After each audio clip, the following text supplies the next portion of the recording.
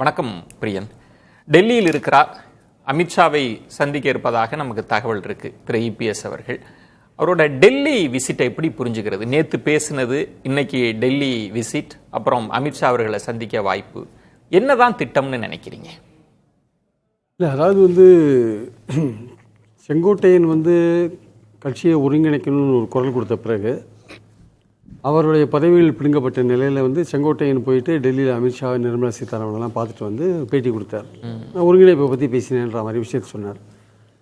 அப்போது எடப்பாடிக்கு அது ஒரு சின்ன அதிர்ச்சி தான். அதாவது நம்மளால் பதவி நீக்கப்பட்ட ஒருத்தரை அமித்ஷா சந்திச்சிருக்கார் அப்படின்றது, கூட்டணி கட்சி தலைவர் சந்திச்சிருக்கார் அப்படின்றது கொஞ்சம் அதிர்ச்சியான விஷயம். ஏன்னா அமித்ஷா சொன்ன விஷயம் என்னென்னா, ஒரு ஓப்பன் ப்ரெஸ் கான்ஃபரன்ஸில் உங்கள் கட்சி விஷயத்தில் நான் தலையிட மாட்டேன், உங்கள் விஷயத்தில் தலையிட மாட்டேன்னு சொன்னபோது, அப்படிப்பட்டவர் நம்மளால் பதவி நீக்கப்பட்ட ஒருத்தரை சந்திச்சிருக்காருன்னு அவருக்கு அதிர்ச்சி. இதை எப்படி டீல் பண்ணுறதுன்னு அவருக்கு கொஞ்சம் குழப்பமான ஒரு சூழல். ஏன்னா எக்ஸாக்டாக என்ன பேசப்பட்டது அந்த மீட்டிங்கில், செங்கோட்டையனோட என்ன பேசப்பட்டதுன்னு யாருக்கும் தெரியாது. ஸோ அதனால் இவருக்கு ஃபோட்டோ கூட வெளியிட வரல. ஸோ உண்மையிலேயே என்ன நடந்தது அப்படின்னு தெரிஞ்சுக்கிறதுக்கு ஒரு விஷயம் அது யாராலையும் சொல்ல முடியல. தம்பித்துறையோ இல்லை நேதார் நாகேந்திரோ என்ன சொல்கிறாங்க, சந்திச்சாங்களா, அப்படி ஒரு செய்தியே வரல அப்படின்ற மாதிரி சொல்கிறாங்க. அப்போது சரி, நம்ம அமித்ஷாவே பார்த்து நம்ம கேட்டுடலாம் விஷயத்தை அப்படின்னு இவர் முடிவு பண்ணியிருக்கலாம் எடப்பாடி. அந்த அடிப்படையில் தான் அந்த டெல்லி விசிட் அமைஞ்சிருக்குன்னு நினைக்கிறேன். அவங்ககிட்டயே கேட்கலாம், இந்த மாதிரி செங்கோட்டையன் உங்ககிட்ட என்ன பேசினார், நான் அவரை நீக்கியிருக்கேன், பதவியை விட்டு நீக்கியிருக்கேன் அப்படின்லாம் சொல்லியிருக்கலாம். ஏன்னா ஓபிஎஸ் விஷயத்துலையோ இல்லை தினகரனை என்டிஏ கூட்டணியில் வைக்கிறதுலையோ, சசிகலாவை சேர்க்கறதுலையோ ஒரு தெளிவான ஒரு ஸ்டாண்டோட எடப்பாடி இருக்கார். நேற்று பேச்சு அதான் உணர்த்து. நேற்று ரொம்ப உறுதியாகவும் சொல்லிட்டார். பார்ட்டி ஆஃபீஸில் கல்லடிச்சாங்க, துரோகம் பண்ணாங்க எல்லாம் சொல்லிட்டார். அதில் எவ்வளோ தூரம் உண்மை இருக்குன்றதை நம்ம ஃபர்தராக பேச வேண்டியிருக்கு. ஆனால் சொல்லிட்டார், அவரோட ஸ்டாண்டில் உறுதியாக இருக்கார், அவங்கள சேர்க்கறதுலேருந்து உறுதியாக இருக்கார். ஸோ டெல்லிக்கு போகிறதுக்கு முன்னாடியே தன்னோட எண்ணத்தை சொல்லிட்டார். அமித்ஷாவை சந்திக்கிறதுக்கு முன்னாடியே நான் என்னோட ஸ்டாண்டில் உறுதியாக இருக்கேன், இவங்களை யாரும் சேர்க்கறதா இல்லைன்ற ஒரு விஷயத்தை சொல்லிட்டார். அப்போது செங்கோட்டையன் போய் ஒற்றுமைக்கு குரல் கொடுத்தாரு அப்படின்னு ஒரு விஷயம் இருக்கிறப்போ, இவர் போய் அமித்ஷாவை சந்திக்கும் போது இந்த மாதிரி செங்கோட்டையன் வந்தார், ஒற்றுமைக்கான குரல் கொடுத்தார் அப்படின்ற போது இவரோட நேற்று பேசின பேச்சுக்கள் அமித்ஷாக்கு எத்தனை போயிருக்கலாம், அவருக்கு கன்வே பண்ணியிருக்கலாம். அப்போது எப்படிப்பட்ட ஒரு ரியாக்ஷனை அமித்ஷா பண்ணுவார்னு நமக்கு தெரியாது. ஏன்னா பாயிண்ட் என்னன்னா, அதிமுக பலவீனமாக இருக்குது, அதிமுக கூட்டணியில் யாரும் வரமாட்டேங்கிறாங்க புதுசாக, இல்லை அதிமுகவுடைய அந்த ஒட்டுமொத்த பாஜகவுக்கு ஒரு நெகட்டிவ் ஓட்டிங் இருக்குது. ஸோ எல்லாமே இருக்கிறப்போ தேர்தலை நோக்கி போகும்போது நம்ம பலப்படுத்தி கொள்ள வேண்டும் என்கிற ஒரு பாயிண்ட் இருக்குல்ல, அதில் பாஜக ஒர்க் பண்ணும்பொழுது அதுக்கு நேர் எதிராக இல்லைங்க, அவங்களெல்லாம் சேர்த்துக்க முடியாது, சேர்த்துக்கிறதுக்கான வாய்ப்புகள் இல்லை, நான் அதில் உறுதியாக இருக்கேன்னு இவர் சொன்னாங்கன்னா, இவர் சொன்னார்ன்ற பட்சத்தில் அப்போ பாஜக ரொம்ப ப்ரெஸ் பண்ணுவாங்களா இவரை அப்படின்னா எனக்கு ஹைலி டவுட்ஃபுல்லாக இருக்குது. ரொம்ப நீங்கள் சொல்கிறது முக்கியமான இடம். பொதுவாக அமித்ஷா அவர்களை சந்தித்து அவரோட கருத்து என்னன்னு தெரிஞ்சுக்கிறதுன்றது ஒன்று. நேற்றைய கூட்டத்தில் பல செய்திகள் அதற்குள்ள பொதிந்து கிடக்குது. எனக்கு தன்மானம் தான் முக்கியம், ஆட்சி அதிகாரத்தை விட தன்மானம் முக்கியம், எங்களை யாரும் மிரட்ட முடியாது அப்படின்ற சிலரை வச்சு கைக்கூலிகளாக வைத்து இந்த இயக்கத்தை அழிக்க பார்க்குறாங்க.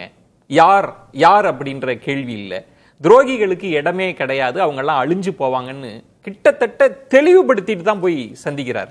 கிளியராக தெளிவுபடுத்திட்டார் சார். அவர் தெளிவுபடுத்தினது மட்டும் இல்லை, இதனால் நம்ம இப்படி தெளிவுபடுத்துறதுனால பிஜேபி தலைமை கோவப்படும், இல்லை அமித்ஷா கோவப்படுவார்னு தெரிஞ்சு கூடவே இன்னொன்று சொல்கிறார், என்னோட ஆட்சியை காப்பாற்றினது பாஜக தான், அதுக்கு நான் நன்றியுடையனாக இருக்கேன் அப்படின்றார்.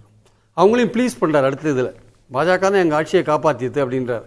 அதில் எவ்வளோ தூரம் உண்மை இருக்குது? பாஜக 2017 என்ன பண்ணாங்க, கட்சியை தர்ம யுத்தம் நடந்தது, அப்புறம் சேர்த்தாங்க, தினகரன் ஜெயிலுக்கு போனார், வந்தார். பட் ஆனால் ஆட்சியை காப்பாற்றினது யார்? ஆட்சிக்கு எதிராக ஓட்டு போட்டது ஓபிஎஸ், ஆட்சியை ஆதரிச்சு நின்றது தினகரன்.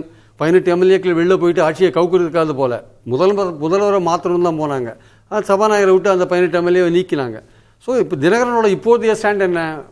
எடப்பாடி முதல்வராக இருக்கிற விஷயத்தில் நான் ஒத்துக்க மாட்டேன், அந்த கூட்டணியில் இருக்க மாட்டேன்றதான் பாயிண்ட்டு. ஸோ அதனால் இப்போது இவர் விஷயத்தை கன்வே பண்ணிட்டார். போகிறதுக்கு முன்னாடியே பாஜக தலைமைக்கு விஷயத்தை கன்வே பண்ணிட்டார்.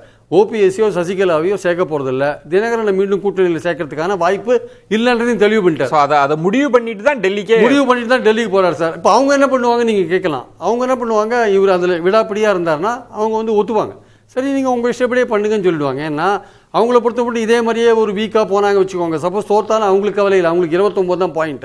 தோத்தா இவருக்கு தான் பிரச்சனை, கட்சியில் இவருக்கு தான் பிரச்சனை வரும். தோத்தா இந்த மாதிரி வீக்காகவே நீங்கள் தேர்தலை சந்திக்கிறீங்க, யாரும் கூட்டணிக்கு வரல, நீங்களும் வீக்காக இருக்கீங்க, உங்கள் கூட்டணி வீக்காக இருக்குது அப்படின்னா 26க்கு அப்புறம் தோத்தீங்கன்னா உங்கள் கட்சியில் தான் ரிவோல்ட் வரும், ஒரு கலகம் வரும், அப்போ உங்கள் பதவிக்கு தான் ஆபத்து வரும்.